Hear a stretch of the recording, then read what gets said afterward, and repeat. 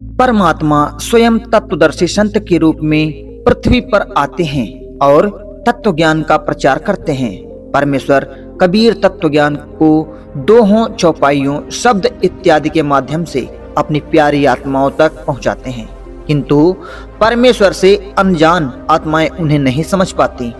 परमेश्वर कबीर साहब ने ढेरों चमत्कार भी हजारों लोगों की उपस्थिति में किए हैं, जो भी कबीर सागर में वर्णित हैं।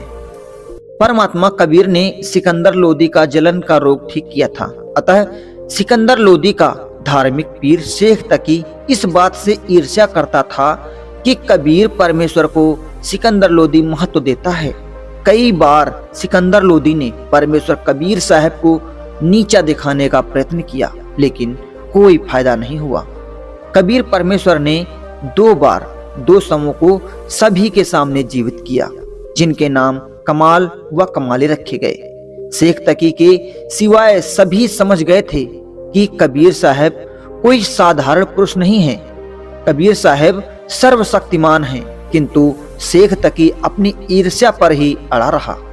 एक बार शेख तकी ने ईर्ष्यावश यह झूठी अफवाह उड़ा दी कि कबीर साहब भंडारे का आयोजन कर रहे हैं तथा कबीर साहब जो एक जुलाहे की भूमिका निभा रहे थे, प्रत्येक भोजन करने वाले को 1 स्वर्ण मोहर व दोहर भेंट करेंगे।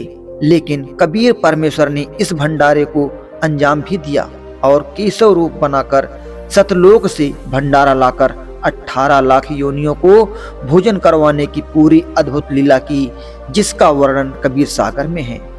सन 1398 विक्रय संवत 1455 ज्येष्ठ मास शुक्ल पूर्णमासी को ब्रह्म मुहूर्त लगभग सूर्योदय से 1.5 घंटा पहले मैं अपने सत्यलोक से सशरीर आकर परमेश्वर कबीर बालक रूप बनाकर लहरतारा तालाब में कमल के फूल पर प्रकट हुए थे।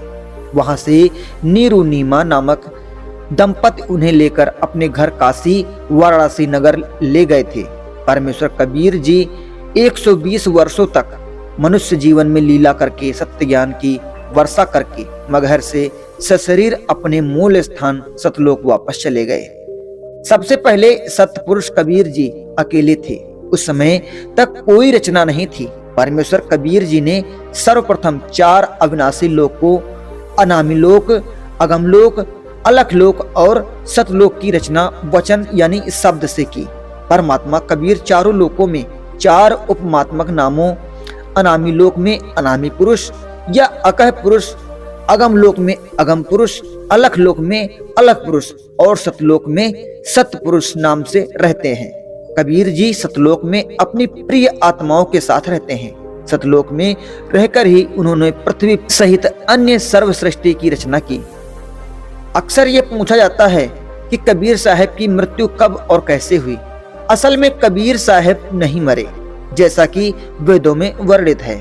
कबीर परमेश्वर कभी नहीं मरते, वो अमर और अविनाशी परमात्मा हैं। पूर्व निर्धारित समय अनुसार जब परमात्मा की लीला का समय समाप्त हुआ और वे सतलोक जाने लगे, तो उन्होंने एक और लीला की। कबीर परमेश्वर काशी से चलकर मगहर आए, इस भ्रांति को तोड़ने के लिए कि जो मगहर में मरता है वो नरक जाता है, वह जो काशी में मरता है वो स्वर्ग जाता है।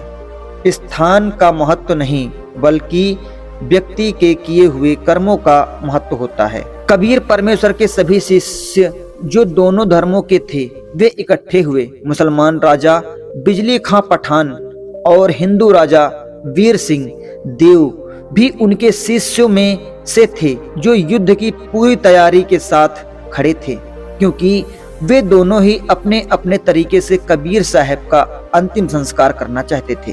परमात्मा कबीर साहब ने दोनों को झगड़ा न करने व शांति पूर्वक रहने के सख्त आदेश दिए। कुछ समय बाद कबीर परमात्मा ने आकाशवाणी की कि वे सशरीर सतलोक जा रहे हैं। चादरें उठाई गईं, वहां सुगंधित फूलों के अतिरिक्त कुछ नहीं था। परमात्मा कबीर साहब के आदेशानुसार दोनों धर्मों ने प्रेम से फूल आधे आधे बांट लिए और आज भी मगहर में यादगार स्थित है। इस तरह वो सशरीर आए हुए परमात्मा सशरीर सतलोक चले गए। तो दोस्तों, आज की वीडियो आपको कैसी लगी? उम्मीद करता हूँ कि वीडियो पसंद आई होगी। अगर वीडियो पसंद आई है तो वीडियो को लाइक करें, साथ ही हमारे चैनल को भी सब्सक्राइब करें।